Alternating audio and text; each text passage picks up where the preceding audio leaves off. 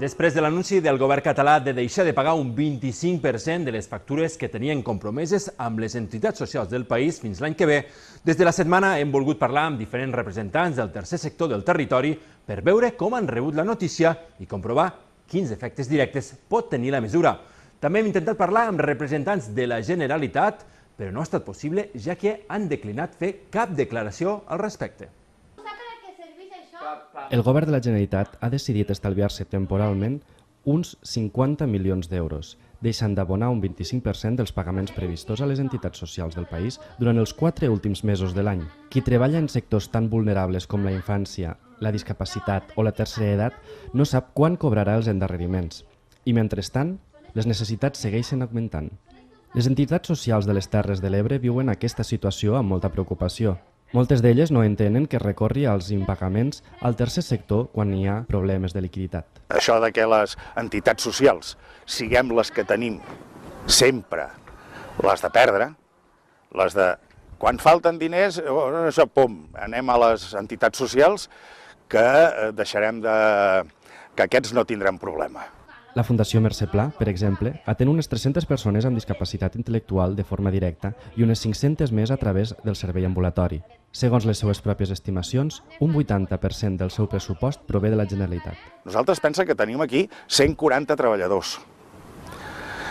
Si nosaltres estiguéssim treballant el mes a mes, o sigui, el que entra és el que ens gastem i no guardem res, ara tindríem d'estar parlant amb 140 persones que treballen en aquesta empresa per dir-los, senyors, que ara aquests mesos cobrareu menys. L'endarreriment en els cobraments posa dubtes sobre projectes que han de permetre millorar el servei que ofereixen. Nosaltres, per exemple, ara tenim un projecte molt important a fer aquí a Campredó, una residència per gent molt discapacitada. Si ara tenim aquests problemes de retrasos d'aquest tipus, a veure, què farem? Deixem d'atendre a la gent que ho necessita? I ara estem així, amb pinces, que dius, bueno, ara què? Què passa això? A l'any que ve seguirem igual? Ens deuran un mes, després 2, després 3 mesos? Clar, la prudència té un límit també. La prudència nostra té un límit i arribarem allà on puguem arribar. Des de la Fundació Tutelar de les Terres de l'Ebre s'ajuda i es protegeix aquelles persones que no es poden valdre per si mateixes.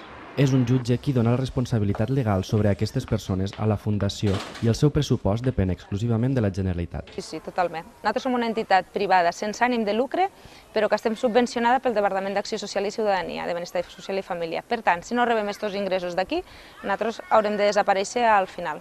Els impagaments, en aquest cas de deutes acumulats amb l'administració, complica el normal funcionament de la Fundació i la contractació de personal necessari per atendre les necessitats del territori. Havíem previst un augment de personal per atendre millor les nostres necessitats i mancances reals de territori i ara ens dona moltes dificultats de poder-ho a veure com ho abordarem, perquè les persones han d'estar ateses igual. La manca de personal obliga a una labor voluntarista per part dels treballadors, que supera amb escreix les seues responsabilitats. Intentem fer el que podem i en totes les garanties possibles en el que tenim i en la molt bona voluntat de tots els treballadors que estan dins de la Fundació actualment. Si no fos per ells, que fan moltes més hores i exercicen moltes més coses de los que els hi toca realment, no arribaríem a res. I ja ho estan fent ara, És impossible, si no.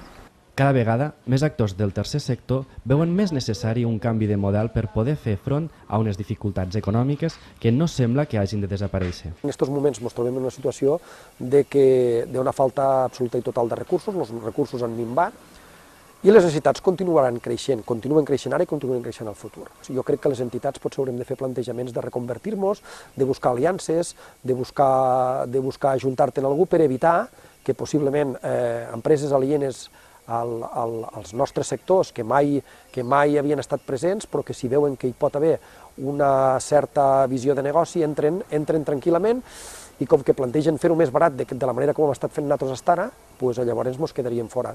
Tenint en compte que perdríem un capital humà, un capital de famílies, un capital de tradició, de treball. Amb tot, entitats socials com a Passa volen transmetre un missatge de tranquil·litat i seguir creient que la seva labor no es detindrà ni baixarà la qualitat del seu servei. Independentment de que l'administració en determinats moments pugui d'alguna manera tallar-nos el flux monetari o la liquiditat en determinats moments, en tot moment, entitats com la nostra continuarem prestant-lo servei, continuarem donant resposta a les necessitats de les persones amb discapacitat intel·lectual, en aquest cas d'Amposta, comarca de les Terres de l'Ebre, i les seves famílies. És a dir, això és inapel·lable. Nosaltres continuarem estant al peu del canyó i donant compliment a aquest missatge, a aquesta missió que tenim com a entitat.